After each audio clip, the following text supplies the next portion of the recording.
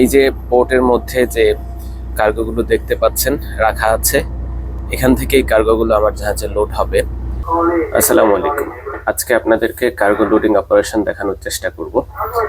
আমার জাহাজ যেহেতু হেভি লিফট কার্গো বহন করে, আজকের ভিডিও আপনারা দেখলে হেভি লিফট কার্গো কিভাবে জাহাজে লোড করা হয় সেই সম্পর্কে একটি ধারণা পাবেন।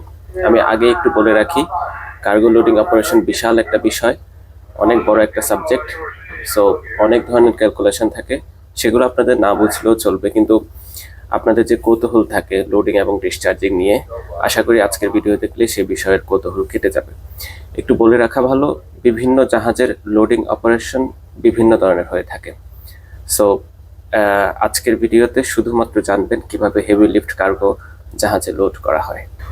হেভি লিফট কার্গো বলতে সেই ধরনের কার্গোকে বোঝানো হয় যেগুলো একটু ডিফারেন্ট, একটু সফিস্টিকেটেড হয়ে থাকে, একটু ভারী।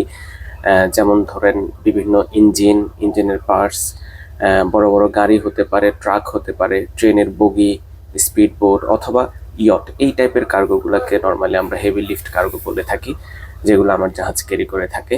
সো এই কার্গোগুলা লোডিংয়ের ক্ষেত্রে খুবই সফটলি হ্যান্ডেল করতে হয়, খুবই সতর্কতার সাথে এগুলা লোড করতে হয়, কারণ এগুলা যেহেতু একটু ভিন্ন ধরনের কার্গো, একটু যদি ক্ষতি হয়ে যায় তাহলে পুরো কার্গো ড্যামেজ হয়ে যাওয়ার সম্ভাবনা থাকে। আমি এই মুহূর্তে আমার জাহাজের ব্রিজে অবস্থান করছি।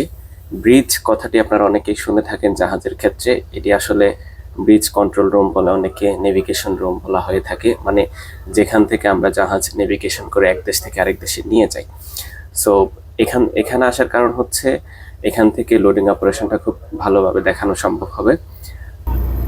এই যে পোর্টের মধ্যে যে কার্গোগুলো দেখতে পাচ্ছেন রাখা আছে, এখান থেকেই কার্গোগুলো আমার জাহাজে লোড হবে। গত 2 দিন থেকেই লোড হচ্ছে জাহাজে, বিভিন্ন ধরনের বিভিন্ন কার্গো লোড হয়েছে। আমি যে মুহূর্তে ভিডিও করছি এই মুহূর্তে লোডিং অপারেশন বন্ধ আছে, একটি ব্রেক চলছে ডিনারের জন্য।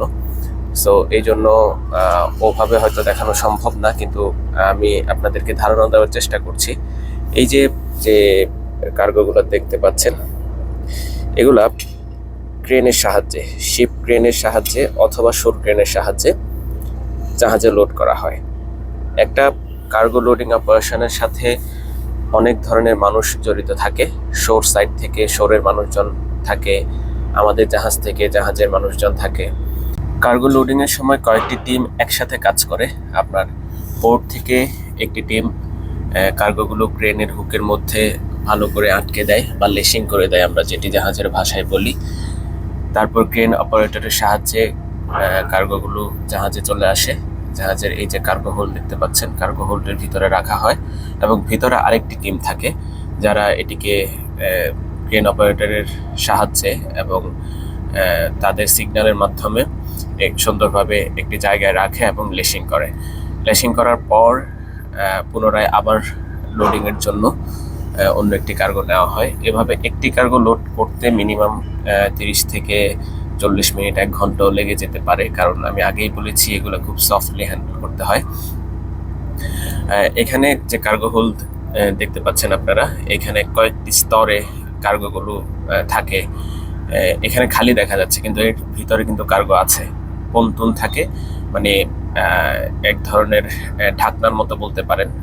কার্গো রেখে এগুলোর উপর দিয়ে পন্তুন দেওয়া হয় এবং পুনরায় আবার কার্গো রাখা হয়। এভাবে 3 থেকে 4 লেয়ারে কার্গো জাহাজে রাখা হয়।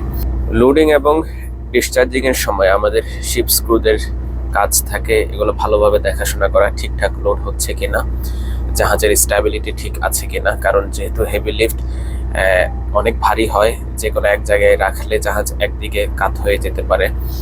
তো জাহাজের স্ট্যাবিলিটি ঠিক রাখার জন্য সবসময় ব্যালাস্ট দিয়ে জাহাজ স্ট্যাবিলিটি ঠিক রাখতে হয় এবং যারা কার্গো অপারেশনের সাথে জড়িত থাকে তাদেরকে ইনস্ট্রাকশন দিতে হয় যে কোন জায়গায় কিভাবে কার্গোটি লোড করতে হবে।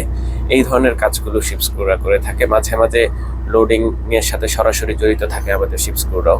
কার্গো লোডিং শেষ হলে তখন চিফ অফিসার যে থাকে সে কার্গো ক্যালকুলেশন করে, সবকিছু ঠিকঠাক থাকলে তখন যে জাহাজের হ্যাচগুলো থাকে, হ্যাচ কাভারগুলো ভালোভাবে দিয়ে দেওয়া হয়, সিল করে দেওয়া হয়, যাতে কোনোভাবে পানি বা বাতাস না ঢুকতে পারে এবং আমরা পোর্ট থেকে বের হয়ে যাই। তো এভাবেই আসলে কার্গো লোডিং হয়ে থাকে। অন্য আরেকটি ভিডিওতে কিভাবে ডিসচার্জ হয় সেটি দেখানোর চেষ্টা করব। আমরা এখন যে পোর্টে আছি চায়নার, এখান থেকে কার্গো লোড করব, এরপরে অন্য আরেকটি পোর্টে যাব, 3 দিনের রাস্তা। সেখানে গিয়ে সেখান থেকেও কিছু কার্গো লোড করব, লোড করে দেন আমরা এই কার্গোগুলো ডিসচার্জ করার জন্য দুবাই চলে যাব।